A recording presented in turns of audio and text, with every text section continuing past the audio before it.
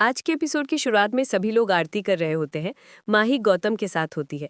राहिल देखती है कि प्रेम सिर्फ फोन में बिजी होता है और ईशानी राजा को देख रही होती है। सभी लोग अपने पति का हाथ पकड़ते हैं। माही भी गौतम का हाथ पकड़ने की कोशिश करती है, लेकिन गौतम माही को मना करता है। माही बताती है कि उन्हें कोई नहीं देखेगा। तभी अनुपमा को शक होता है। अनुपमा मोटीबा को धन्यवाद करती है और बताती है कि पूजा बहुत अच्छी थी। मोटीबा अनुपमा को बताती है कि पूजा तो अच्छी होनी ही थी, क्योंकि अनुपमा मुंबई जा रही है। मोटीबा अनुपमा से पूछती है कि वो आज जा रही है ना। अनुपमा बताती है कि उसकी आज रात की ट्रेन है। मोटीबा बोलती है कि आपके सपने, आपका आसमान सब आपकी राह देख रहे हैं। मोटीबा आगे बताती है कि वो यहाँ की चिंता ना करें। अनुपमा मोटीबा को बताती है कि उसे पता है कि मोटीबा सब बच्चों का अच्छे से ख्याल रखेंगी, लेकिन जब बच्चों को माँ की ज़रूरत होगी तब तक माँ को तो आना ही पड़ेगा। मोटीबा अनुपमा को बताती है कि बच्चे जब बड़े हो जाते हैं तो माँ की ज़रूरत कम हो जाती है। अनुपमा बताती है कि माँ की ज़रूरत हर उम्र में पड़ती है। अनुपमा मोटीबा को बताती है कि आप खुद देख लीजिए, जब जब आपको तकलीफ होती है तब आप अपनी माँ को याद करती होंगी। अनुपमा बताती है कि जब वो इतनी बड़ी होकर माँ को याद करती है तो ये तो सब बच्चे हैं, बहुत छोटे हैं, तो इन सबको माँ की याद तो आएगी ही।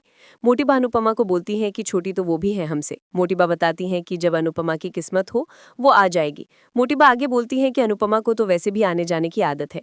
मोटीबा अनुपमा को बोलती है कि वो जा रही है तो उसका तिलक वो जरूर करेगी। मोटीबा अनुपमा को तिलक लगा रही होती है, तभी राहिल छींक आती है और मोटीबा बताती है कि हो गया अपशकुन। मोटीबा अनुपमा को तिलक लगा देती है। दूसरी तरफ ईशानी राजा के करीब आने की कोशिश करती है और कहती है, उस दिन हमारे बीच जो कुछ भी हुआ उसके बाद तुम मुझे नजरअंदाज कर रहे हो। राजा कहता है कि हमारे बीच कुछ भी नहीं हुआ। ईशानियों से फोटो दिखाती है तो राजा कहता है, क्या ये तुमने एआई से बनवाई है? ईशानी कहती है, अच्छा है, पहले जो चाहो वो कर लो और बाद में बोल दो कि एआई से बनवाई है। राजा घबरा जाता है। ईशानी राजा को पैसे के लिए ब्लैकमेल करने की कोशिश करती है और उससे कुछ पैसे मांगती है। राजा कहता है, मैं सीधा हूं लेकिन गधा नहीं हूं। वो चला जाता है। ईशानी परेशान होकर सोचती है कि अगर वो पैसे नहीं दे पाई तो वो लोग उसे परेशान करेंगे। उधर परी राजा को मिलती है और दोनों को साथ देखकर शक में पड़ जाती है। राजा बहाना बनाकर चला जाता है और परी उन्हें शक भरी निगाहों से देखती रह जाती है। दूसरी तरफ अनुपमा प्रेम और राही से कहती है, एक दूसरे का ध्यान रखना। वो अंश और प्रार्थना को भी साथ रहने के लिए कहती है। अनुपमा माही को देखकर भगवान से प्रार्थना करती है, मेरी माही की जिंदगी में भी कोई जीवन साथी भेज दीजिए।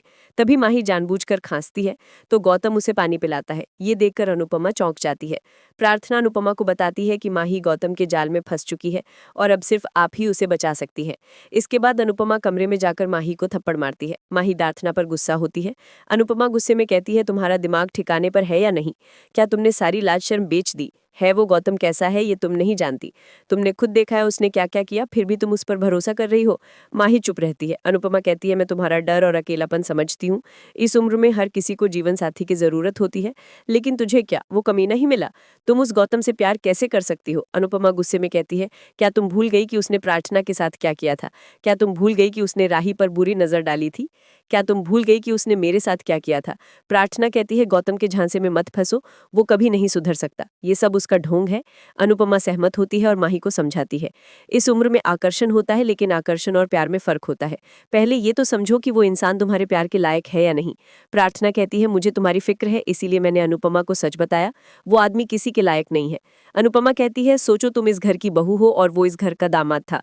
क्या इस रिश्ते को समाज में सम्मान मिलेगा? जब मोटीबा और पटाक जी को पता चलेगा तो क्या होगा? अनुपमा कहती है, हम शाह हाउस जाकर अच्छे से बात करते हैं, यहाँ कोई सुन सकता है। वो माही को चलने के लिए कहती है।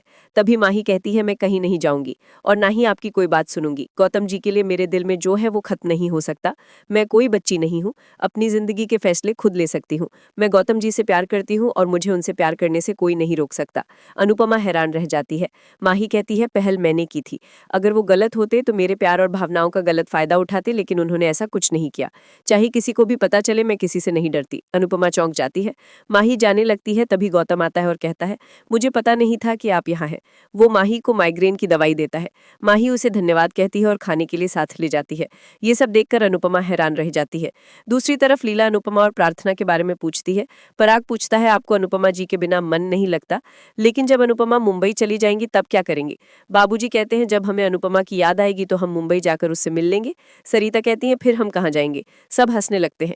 इसी बीच माही आती है तो लीला उससे अनुपमा के बारे में पूछती है। माही कहती है मुझे नहीं पता। मोटी बा कहती है अनुपमा मुंबई जाने से पहले कोई ना कोई कारनामा जरूर करके जाएंगी। दूसरी तरफ प्रार्थना अनुपमा से कहती है आपके अलावा कोई भी माही को नहीं बचा सकता। अनुपमा कहती है मैं माही की जिंदगी बर्बाद नहीं होने दूंगी। तभी राही वहां आती है।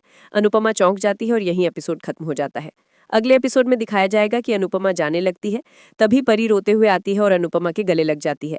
परी कहती है मैं राजा के साथ नहीं रहना चाहती। तोशु ईशानी को दोष देता है। परी बताती है कि राजा और ईशानी का अफेयर चल रहा है। वो उनकी फोटो दिखाती है। सब लोग हैरान रह जाते हैं। दोस्तों, अगर आपको हमारी ये वीडियो पसंद आई हो तो हमारे चैनल को लाइक, शेयर और सब्सक्राइब जरूर करें। धन्यवाद।